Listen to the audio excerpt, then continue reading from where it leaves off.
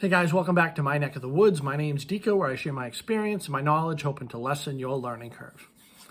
So today, I think I got a pretty good topic that I want to talk about. I want to talk about the wind. I want to talk about what playing the wind means.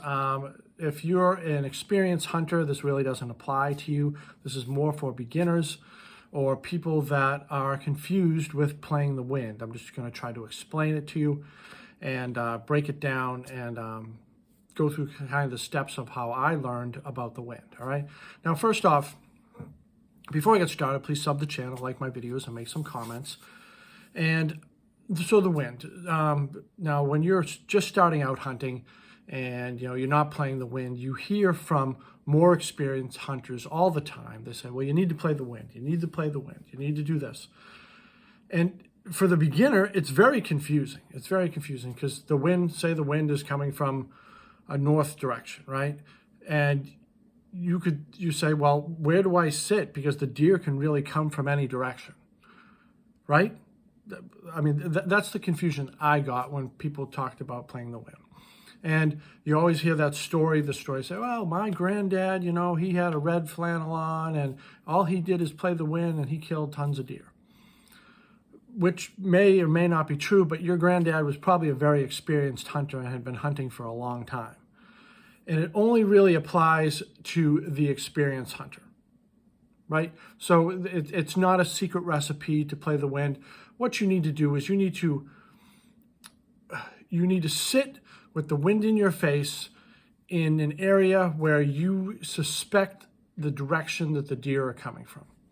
That's all that playing the wind is. The wind changes all the time. And if a big buck or a mature deer always walks with the wind in its face, and this is what you hear that, a big buck, mature bucks, they're always going to walk with the wind in its face. We would never, ever be able to kill them or harvest them. Never.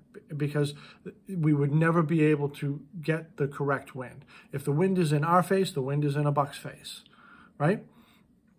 So you play the wind, and it's based on which direction you suspect the deer are coming from. And if you're a new hunter, you don't know which way they're coming from. You find an area with some scat and some rubs and some scrapes, and you go and you set up a tree stand or a blind, or you hunt the ground, or whatever method you choose.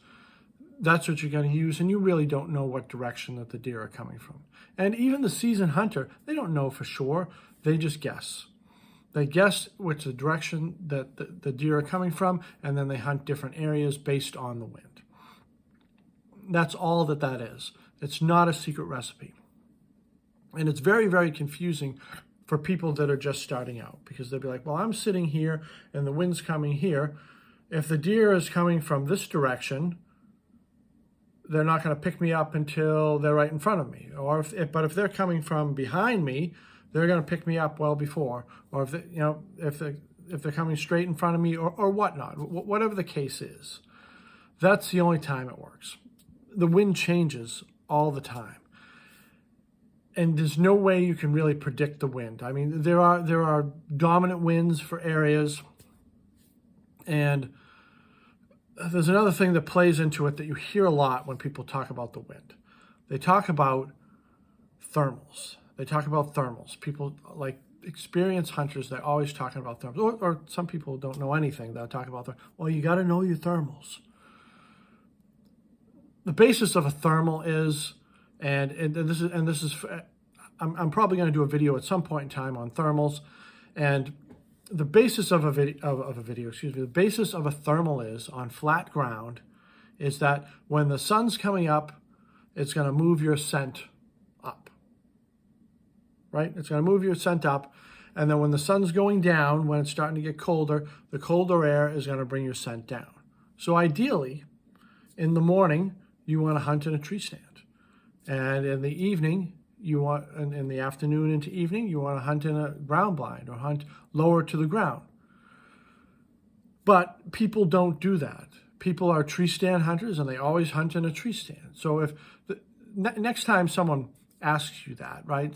Say someone says to you, you gotta have to hunt the wind, or you have to know your thermals. So say, well, you hunt in a tree stand, and This is basically for flat ground. Hills and valleys, it gets a little more complicated. But if they hunt flat ground and they're hunting in a tree stand at night and they tell you to watch your thermals, you can call bullshit on them. You can say, well, you should be hunting lower to the ground on your thermals.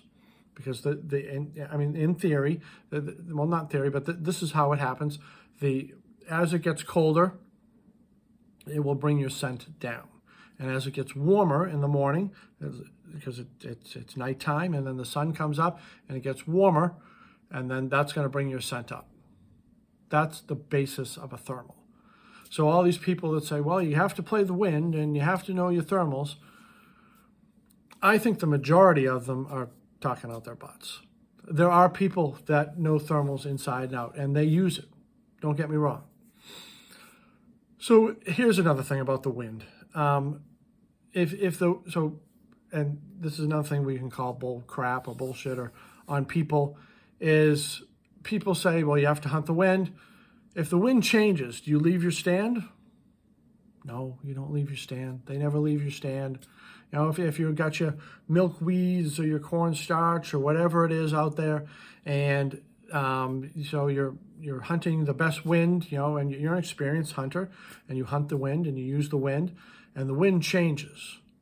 Do you get out of your stand and say, well, the wind isn't good anymore, I'm going to leave? No, they stay in their stand and they hunt a bad wind. That's what they do. And it might change again. Sometimes the wind swirls, and at that time you kind of screwed a little bit. There is one thing I wanted to touch on upon the wind, and that's all these scents and cover scents and things that we put out. It makes zero sense to play the wind and then put out a scent. Say it's an estrus piss or a dominant buck, or you freshened up a scrape, or you're using pine needles, or whatever it is you're using for a cover scent or a curiosity scent. So say you have the wind in your face, right? And you're hunting a good wind, and then you put something up for the deer to smell.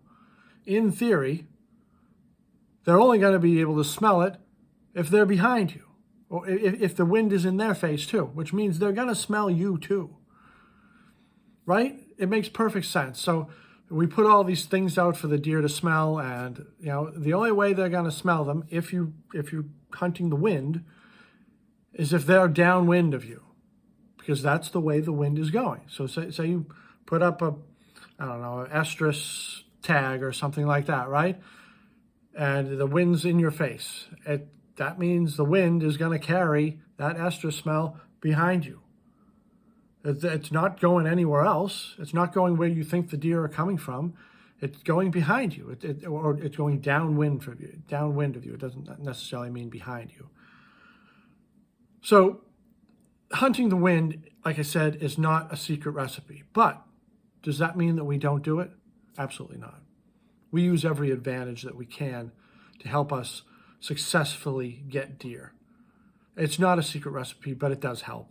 It does help a lot. Knowing which direction the wind is going, knowing which direction your scent is carrying, and having a strong idea of where you think the deer may or may not be coming from.